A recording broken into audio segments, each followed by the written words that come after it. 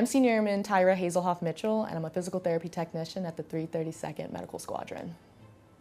When patients come to see us, we ask them, how do you prevent getting a cavity?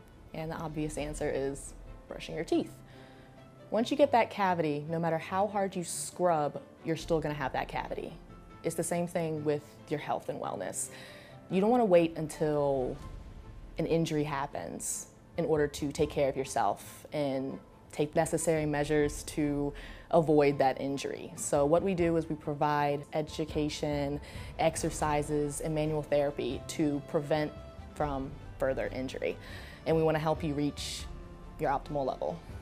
At Physical Therapy, we provide a number of services based off of your injury and what your future goals are. We provide dry needling, cupping, customized stretch and exercise programs.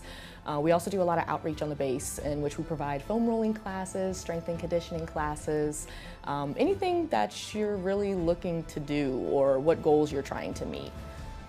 My favorite part of my career is seeing people reach their fullest potential when it comes to their health, or when they recover from an injury that they thought that they never could recover from.